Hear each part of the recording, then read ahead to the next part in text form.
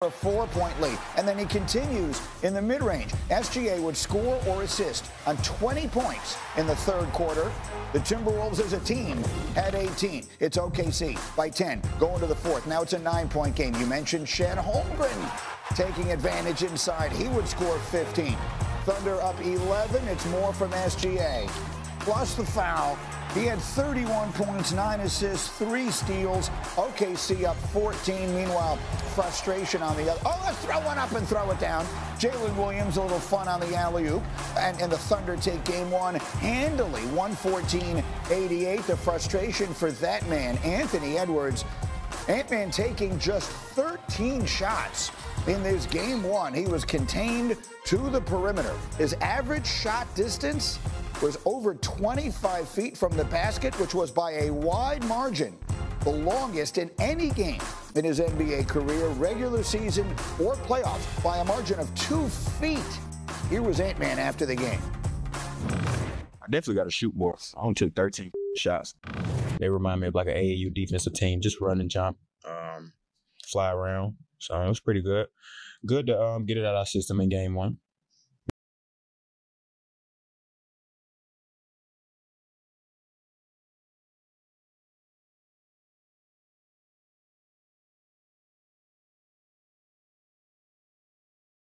So we'll be ready for game two. We should be ready.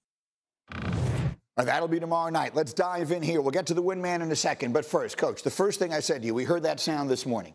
And we said, what does that mean when he says they're playing AAU-style defense? We put together some tape of what they were doing to him in the paint last night. Yeah, when you go and watch AAU basketball, it's a bunch of full-court press. It's a bunch of trapping. It's a bunch of smothering the basketball and your best defender or your best offensive player to get the ball out of his hands. You take a look at the film here, how many bodies there are guarding Ant Edwards when he's in isolation situations. Something different that the Thunder do is they bring their guy from the strong side corner, and they don't mind giving up those contested corner threes, but he never played a one-on-one game last night where he's so elite. Everything was 1-on-3, 1-on-4 with all eyes on him. Outstanding. So, Winman, you were there in the arena. What did you see as far as OKC's defense against Anthony Edwards, who we talked about coming into this series as the man who should define it?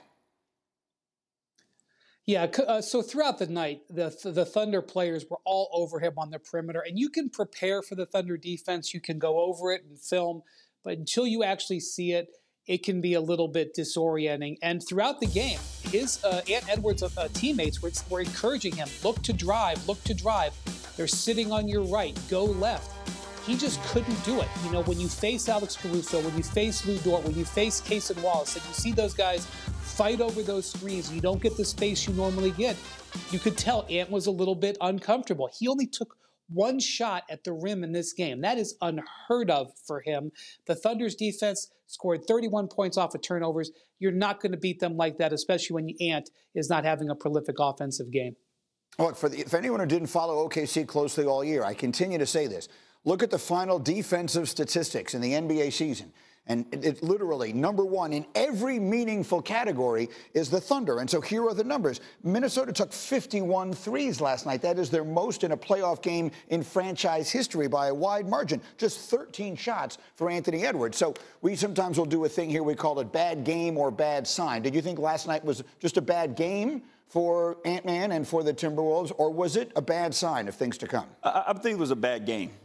This is that feeling out, chess match, punch, counter punch situation. Now, if the same thing happens in game two, then you got some things to worry about. But I think what they felt is how the Thunder wanted to defend them. And like Wendy said, you can't emulate that in practice in the time off. You have to go against it. They're going to have to make some of those shots. The way that the Thunder defend, they crowd the paint. When the kickout's there, you got to trust your teammates, trust your work. But you got to be able to knock down some of those open shots to hopefully extend the defense, and then that gives Ant Edwards opportunities to drive the ball. Cindy, if we can, throw up a 40, please. ESPN Bet loves the Thunder. They've loved them all year long. They love them even more now after taking a 1-0 lead with a commanding second-half performance last night. The Thunder are now minus 700 to win this series at ESPN Bet Sportsbook, and they are favored by 7.5 points in Game 2. Same question to you, Winman, through your eyes, and you've seen as much playoff basketball as anybody the last 2 decades. Did it feel in the arena like a bad game or a bad sign for Minnesota?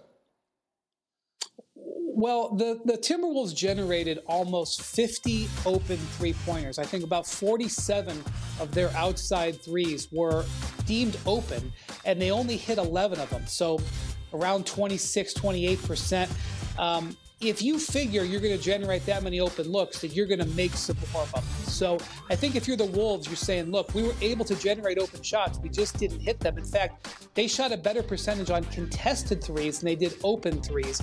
So I think they look to drive a little bit more, get antsy more at the rim, and expect their bench. Their bench was really the strength of their team. Naz Reid, Dante DiVincenzo, Nickeil Alexander-Walker were horrible shooting the ball in this game. So you're hoping for that to improve, because if they don't, you're not going to be able to compete with the Thunder in those transition opportunities. Naz Reid, 1 of 11 last night, 0 of 7 from 3. DiVincenzo, 3 of 14 last night, 3 of 12 from 3. Uncharacteristic. Game 1 goes to OKC in a big way. So that is the West situation. Tonight, the East Conference Finals tip off at Madison Square Garden, where Jalen Brunson and the Knicks are a 4.5-point favorite over Tyrese Halliburton and the Pacers. So just how critical is the outcome of Game 1? Well, I'm glad you asked. Getting off to a good start in the conference finals is paramount. The winner of Game 1 historically has won the conference finals 78% of the time. And this man seated to my left knows this Knicks team only too well. You played 6 unbelievably tough games against them in round 1 as they were able to advance in just one close game after another. So let's start it as general as we can. If you were to complete the following sentence, the Knicks are going to win this series if what? If they control the tempo of the game. The Knicks are at their best, excuse me, when they're playing a half-court ball control offense. They have guys who are very comfortable, Brunson, Towns, operating in short clock situations. Not everybody can play that way. So if they can control the tempo of this game, dictate the style of the fight, keep the Pacers in the half court and out of transition, they'll give themselves the best opportunity to win it. We'll focus on the Knicks piece of it here. We'll get to the Indiana side of it a little bit later in this hour. Winman, we were talking in our meeting this morning. We just saw Indiana sort of dismantle a Cleveland team that was the #1 seed in the East. But what reasons do you have for believing the Knicks might be better equipped to handle these Pacers? Yeah, so the Knicks were obviously put together to beat the Boston Celtics. Going out and getting OG Anunoby, go out and getting Mikal Bridges, really investing in Josh Hart. Well, that's going to work against the Pacers, too. The Pacers' wings, and I include Tyrese Halliburton as a wing for this discussion because you're not going to defend him with Jalen Brunson. You're going to defend him with the wing, maybe likely Mikal Bridges.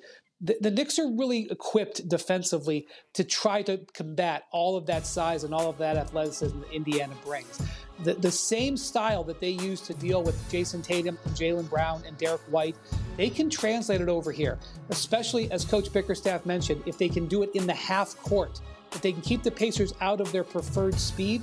I like the Knicks matchups in the half court with their size and versatility on the wing. The Pacers shot 50% as a team and 42% on threes against the Cavs, largely because their wings dominated. And I'm going to include Pascal Siakam in there too, because that's who I think OG Anunoby will spend quite a bit of time on, his former Raptors teammate. So the Knicks are really built out defensively to battle the Pacers much better than the Cavs and the Bucks. And generally speaking, with the Knicks, it all begins with Jalen Brunson. Again, you just spent 6 games dealing with him. We marvel at him. Those of us who we're accustomed to these giants playing this game, and here's this comparatively small player able to do so. What is it that makes him so difficult to deal with? It's intelligence and it's his plan.